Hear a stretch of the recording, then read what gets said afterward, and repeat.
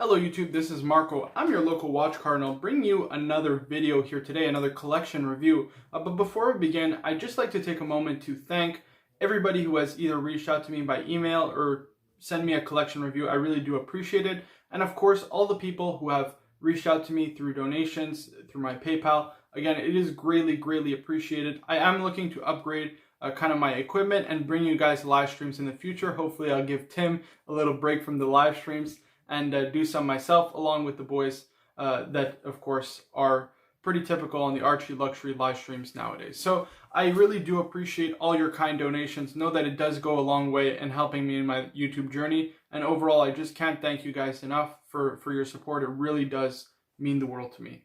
So today's collection review, just diving straight into it, it's actually a very interesting collection theme, actually one that I had never kind of thought about, in the sense that it is a 7-watch collection, one for every day of the week, which I had thought about, but it is segmented in terms of its functionality. So each watch has its own function. So we're talking about one tool watch, one diver, one dress watch, one chronograph, one Flieger, one everyday watch, and one GMT.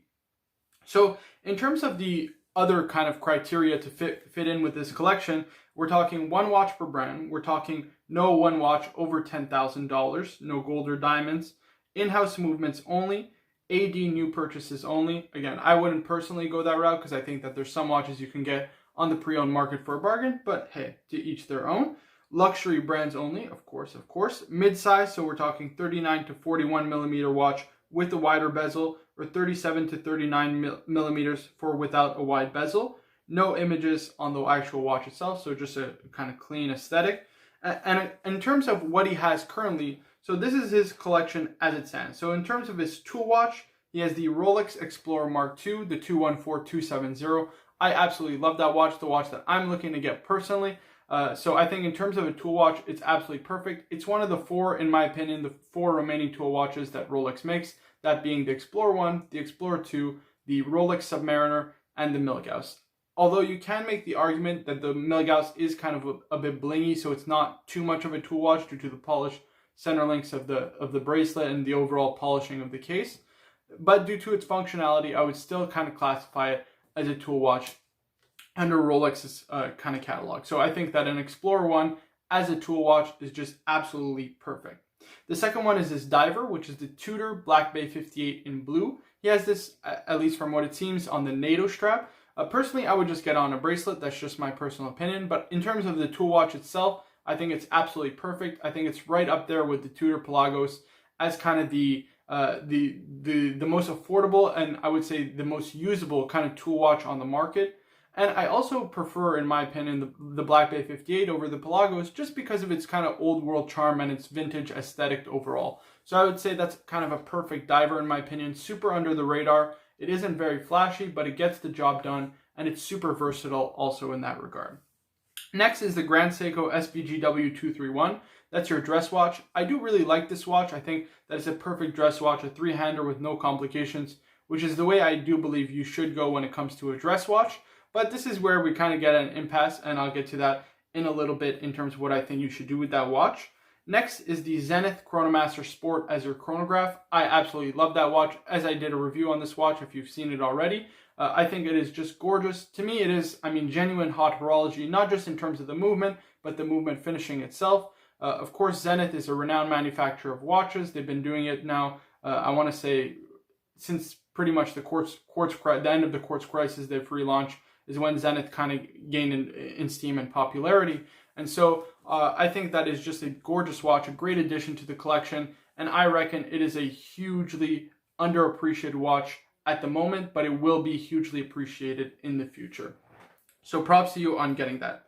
What are we looking at? So we're looking at 3 more watches. Again, a Flieger, an everyday watch, and a and a GMT watch. So the 3 that he's looking at the moment are an IWC Flieger with an updated in-house movement he's hoping for. Personally, I wouldn't go that route, but we'll get into it in a second. The next one for an everyday watch, he's considering the Omega Aqua Terra with a wide dial and 38 millimeters. And the last one, in terms of his GMT, he's looking for a JLC Reverso Duo Face with the medium size in and of itself. Now, what do I think of that collection? I think it is gorgeous. I think it is incredibly unique, and of course it shows great taste in my opinion. So what do I think of the collection overall? I think that it is very, very, again, unique. It shows great taste. But I think more than anything, it's making me think about my own collection journey and where I want to take my collection. So hey, props to you on doing that to me. But hey, I mean, at this point, my collection is changing every couple of days. So in terms of the keepers, I would say definitely the Rolex Explorer Mark II is a perfect tool watch. The Tudor Black Bay 58 is a perfect diver. And the Zenith Chronomaster Sport in and of itself is a perfect chronograph.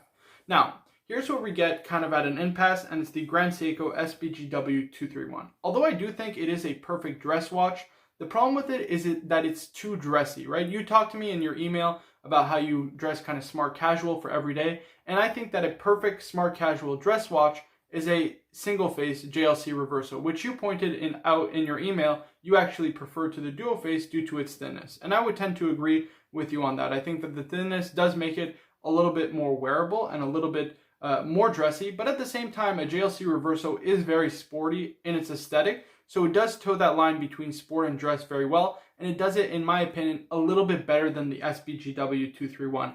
So, in my opinion, I would actually get rid of that Grand Seiko and replace it with another one, and instead supplement your dress watch need with a JLC reverso, obviously just a one-sided with kind of the metal case back being on the other side.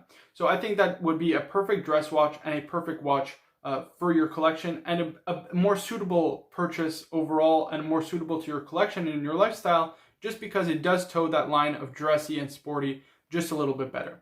Now, I would recommend, again, something for your Grand Seiko, and I would go to the GMT range, so it would just kind of swap places with the reverso in that sense, and I would actually look at the SBGM 221, I believe is the reference. So we're talking about a beautiful GMT functionality. Again, very reminiscent to the Rolex Explorer 2. It works in the exact same way.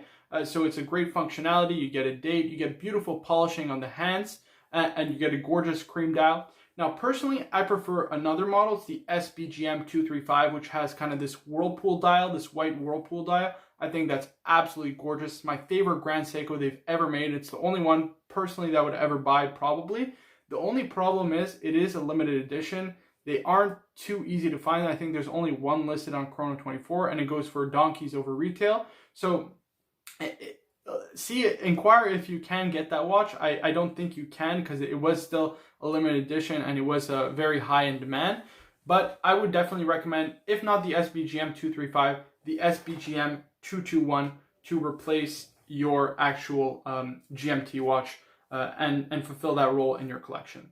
Next, in terms of the everyday watch, the Omega Aqua Terra 38mm. Now, in terms of the Omega Aqua Terra, I have no problem with it at all. I think it's a fantastic watch. I definitely think you should pull the trigger. I'm of the mindset that you do have a lot of white dial watches, and I know the Omega Aqua Terra that you chose specifically has a white dial. Personally, I would go for the blue dial. I think it's just, or the black dial. I think they're just a little bit more versatile than the white dial. But again, that's just one man's opinion. If you do genuinely prefer the white dial, I see no problem at all with getting it. So definitely pull the trigger on the Omega Aqua Terra. And the last suggestion is for your Flieger. Now, I know you mentioned in your email that you don't want to get anything in terms of the kind of Flieger part of your collection. You want to get something with an in-house movement, right? And I don't think that IWC at the sub kind of 10,000 range is actually very good value, because they're typically going to use just modified Sellita movements, I'm pretty sure, and call them kind of in-house calibers. So I think you can actually get a lot better watch for the same price. And the watch I'm referring to is actually from a different brand, probably my favorite brand at this price point. It's actually the Glashütte Senator Excellence range. So there's one model in particular which I feel fits perfectly that kind of Flieger aesthetic. So it has an outboard kind of railroad track minutes. It has very unique handset and seconds hand, and it's absolutely gorgeous in its aesthetic. Now, I know it is a little bit bigger at 40mm, so maybe it doesn't fit in with your kind of collection theme and ultimately your wrist, but I did try it on. I have about the same size wrist as you, about 6.5 inches. So I would say that it actually wears on the smaller side. So if you can, do go and try it out in store and see if it works for you. I think it's an absolutely gorgeous watch. It's a watch that IWC can never compete with. And I think that for in terms of bang per buck value, it's absolutely unbelievable, because the most impressive part of this watch is actually the movement that it houses. It houses what Glashütte is calling the caliber 36, which is an in-house movement that they've been making only since 2016, in fact. And it has a gorgeous, obviously, movement finishing, in-house movement with great in-house finishing from Glashütte. But the most impressive part is its power reserve of 100 hours. And this undergoes as well the kind of COSC operations, the in-house kind of COSC certification that Glashütte does. Now, I would prefer if it was listed as a chronometer through COSC, but I mean, Glashütte does say that it will operate no problem at all within COSC specifications. So again, I think the caliber 36 is absolutely gorgeous. It's a beautifully finished movement. It's a movement that has a 100-hour power reserve. And of course, in terms of its functionality, I think it's just great. And I think it fits that Flieger aesthetic just perfectly. Again, it's a little bit bigger, but in my opinion, I think it is a gorgeous pickup. And to me, you'd have the Zenith El Primero. I mean, the Grand Seiko I would consider also as hot horology. And I think that the Glashütte with the caliber 36, the Senator Excellence, would also make an amazing addition to the collection. And I think it's something that IWC simply couldn't compete with at this price point specifically. I think IWC makes great watches, but I think it's at the higher price points. They're kind of perpetual calendars where they kind of share movements with JLC that IWC really shines. So that's just my opinion. I think you should definitely pull the trigger on the Glashütte Senator Excellence as opposed to anything new with an in-house movement from IWC. So let me know what you guys think down in the comment section below. These are my personal picks. I love this collection. I love the theme of this collection. And it's something that has me reflecting on my own personal collection goals and journey. So hey, props to you for doing that to me. And again, I just want to invite you guys, if ever you do want to get your collection reviewed, you can send it to your collection to me, of course, to watchcardinal99@gmail.com. No promises, again, that I'll get to it anytime soon. I'm in the middle of midterms, and I do appearances on Archie's stream, so it is very hard for me to do these videos every single week, but I try my best to churn out the content for you guys. And with that being said, I'd just like to thank you again and invite you to kindly like the video, to subscribe for more in the future. And of course, I'm Marco. This is your local Watch Cardinal, and I'll see you guys in the next one.